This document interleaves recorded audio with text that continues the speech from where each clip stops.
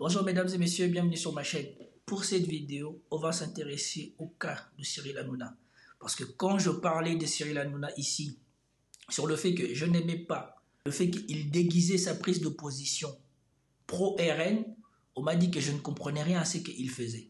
Alors, j'avais déjà dans l'idée de parler de ce que j'avais remarqué de son émission sur Europe 1, là où il prenait à partie Gilles Verdez, mais je m'étais ravisé parce que je m'étais dit, bon, on va voir ce que ça va donner.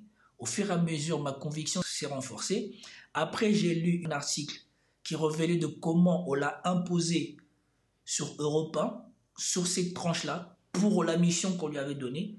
Et ensuite, ce qui est venu achever ma conviction et me pousser à faire cette vidéo, c'est la démonstration de la position pro-RN de l'émission radio de Cyril Hanouna, qu'il était envoyé en mission commando pour faire de la propagande pro-RN sur Europe 1. Vous verrez la démonstration.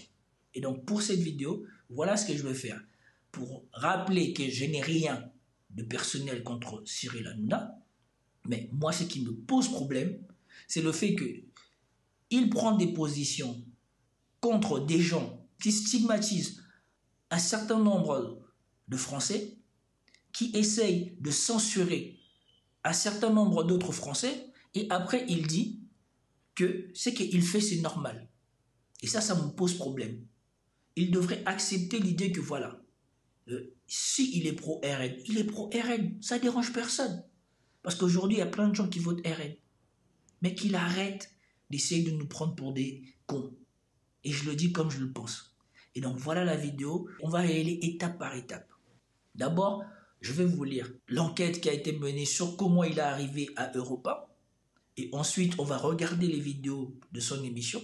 Et ensuite, on va finir avec la démonstration que Le Monde a fait sur lui.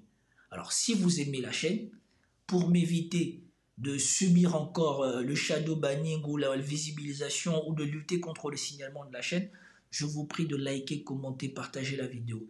Et surtout, commenter et liker. Merci beaucoup. Alors, nous commençons par l'enquête de France Info qui questionne des journalistes de Europe 1 de comment on a mis en place l'émission de Cyril Hanouna. Alors, comme vous pouvez voir, on a vraiment l'impression d'enterrer la radio. À Europe 1, malaise autour de la nouvelle émission de Cyril Hanouna. C'est écrit par Stéphane Père. On va juste lire les grandes parties parce que sinon la vidéo va durer des heures.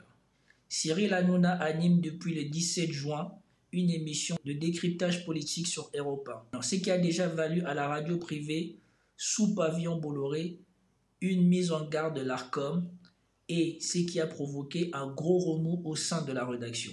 On nous a imposé ce choix super clivant, l'arrivée sur Europe 1 de l'émission On marche sur la tête animée par Cyril Hanouna en remplacement de la tranche présentée par Sophie Davant, c'est fait sans consultation préalable de la principale intéressée, ni de déclaration des instances du personnel. Depuis le 17 juin, le présentateur de Touche pas à mon poste sur C8 présente ainsi l'émission quotidienne de 16h à 18h pour commenter la campagne des élections législatives.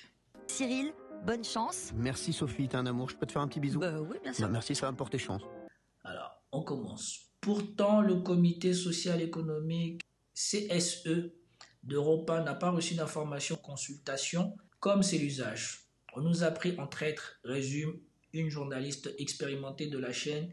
Comme toutes les personnes que nous avons interrogées souhaitent garder l'anonymat de peur des représailles. Il y a un gros malaise depuis quelques mois et encore plus depuis l'arrivée de Cyril Hanouna, précise-t-elle. La journaliste bien au fait et précise, ce choix a évidemment été imposé par le haut depuis l'OPA en novembre par Vincent Bolloré. Europe 1 n'est pas une société en commandite. Ils n'appliquent que ce qu'on leur demande de faire. Il n'y a plus de capitaine dans le bateau. Ou alors, ils se trouvent du côté de Vivendi. Les chaînes de télé C8, CNews appartiennent au groupe Canal+, lui-même contrôlé par Vivendi, groupe du milliardaire conservateur Vincent Bolloré, ce que moi, j'ai retenu ici, c'est ça l'un des trucs que je voulais le plus vous lire. On s'est vraiment habitué à avoir un traitement de l'info de droite, voire d'extrême droite. Des angles choisis, malhonnêtes, détournés. On avait l'habitude, mais là, on était face à 2 heures d'information dans un programme complètement idéologique, une caricature complète. Et surtout, le pompon, c'est sur la ligne qu'on va leur imposer. Les reporters doivent proposer des sujets dans la ligne, assure l'un des journalistes. Dans la note du matin, document interne qui permet de faire la liaison entre différents services de rédaction, on appelle cela nos marqueurs. En clair, on nous demande d'aller vers des faits de société surtout liés à l'immigration. Ce sont souvent des faits commis par des clandestins, des fichiers S. Politiquement, il nous est par exemple interdit de qualifier le RN ou Reconquête de parti d'extrême droite. En revanche, LFI est d'extrême gauche, précise-t-il à France Info.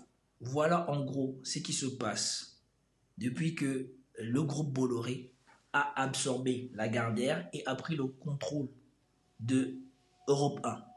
Donc, quand le milliardaire conservateur Vincent Bolloré a vu que Emmanuel Macron avait déclenché la dissolution, il a voulu qu'on diabolise l'extrême gauche et il a envoyé son commando spécial Cyril Hanouna dans une mission diabolisation de l'extrême gauche, propagande pro-RN.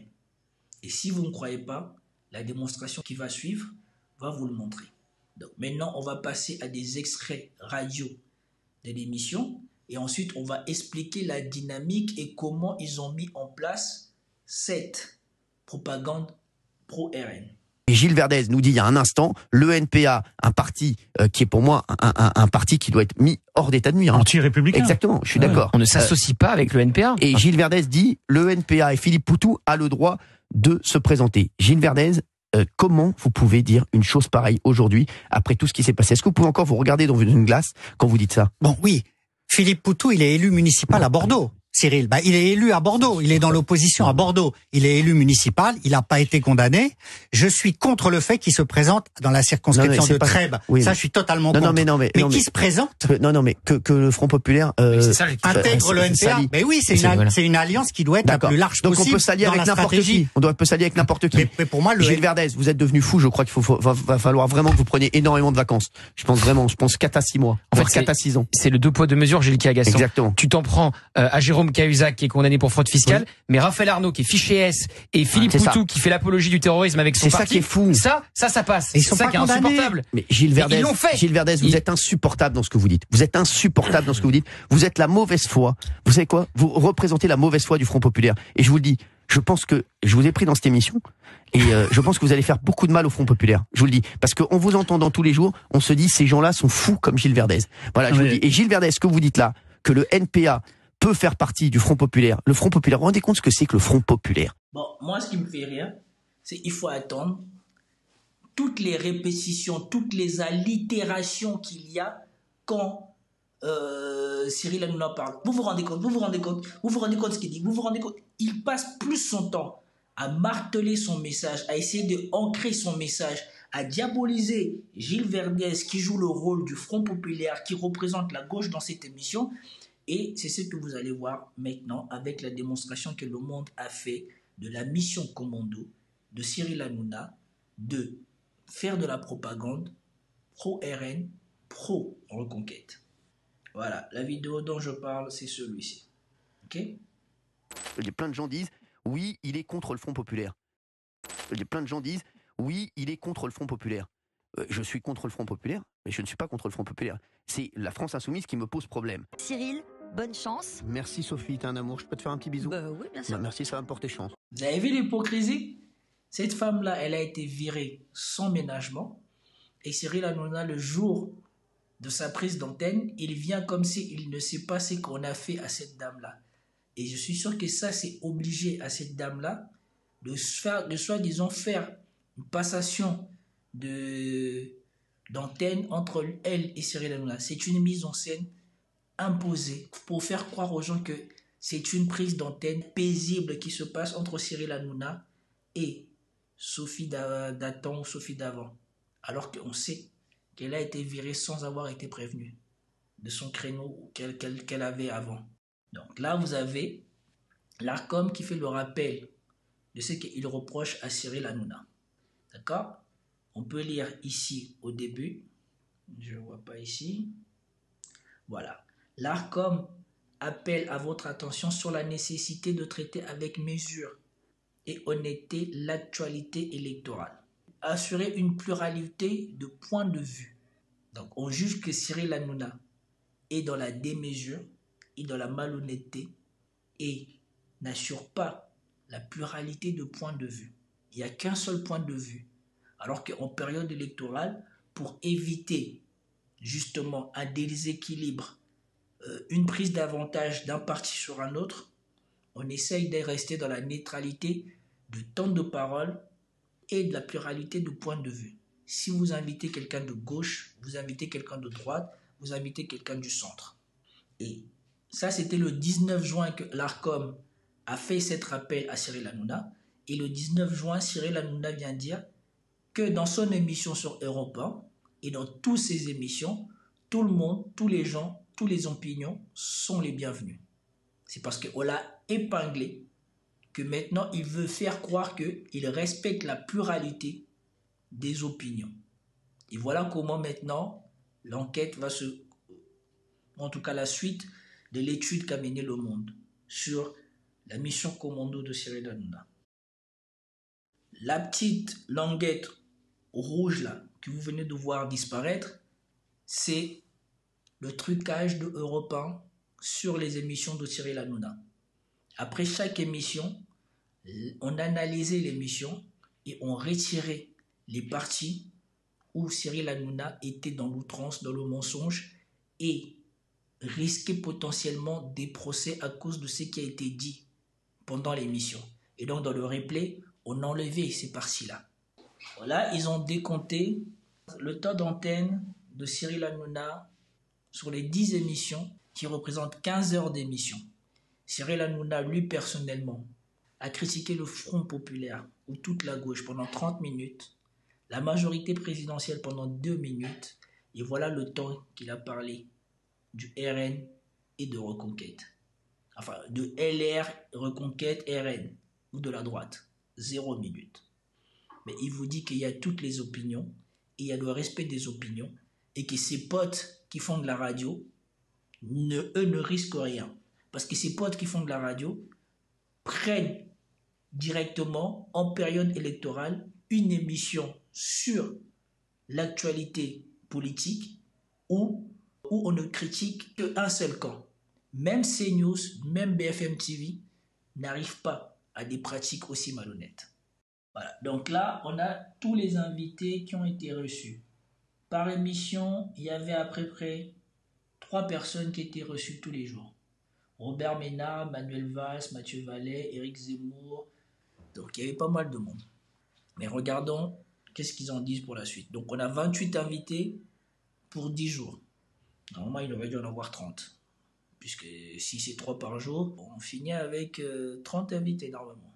Alors, là, c'est le temps de parole pour les 2 premières émissions. Vous voyez que le temps de parole, la majorité présidentielle, ils ont 473 secondes. Vers les 8 minutes d'antenne pour la majorité présidentielle.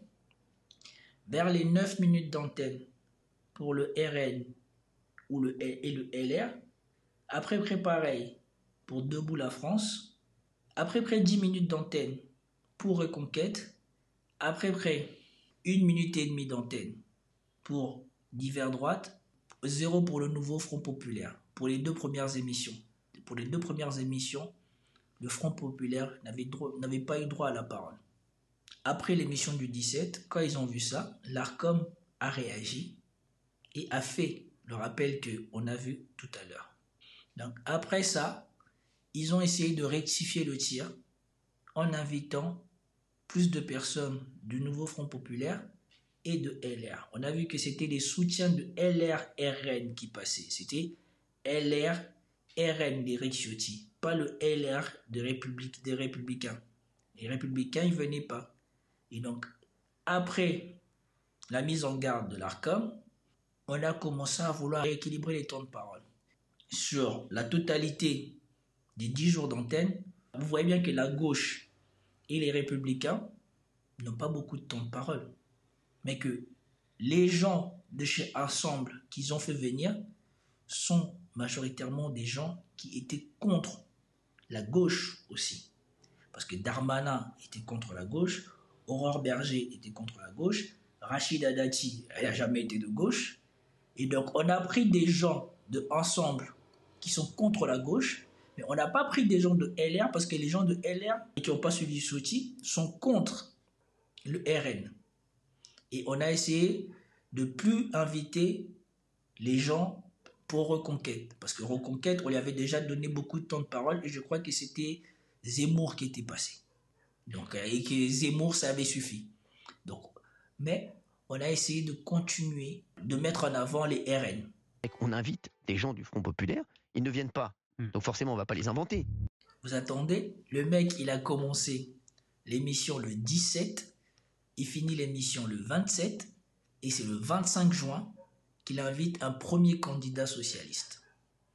Et avant ça, il se justifiait en disant qu'avant ça, les gens de gauche ne voulaient pas venir dans son émission.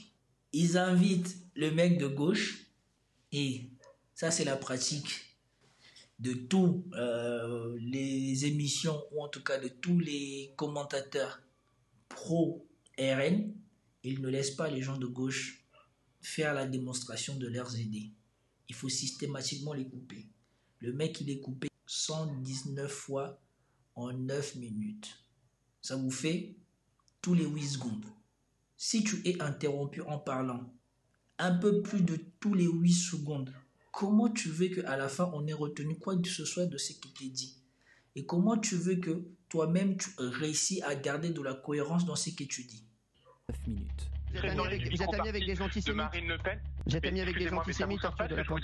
Vous êtes ami avec des antisémites? Et le même jour, quand Laure Lavalette, candidat du RN, passera dans l'émission, elle sera interrompue 40 fois sur 11 minutes.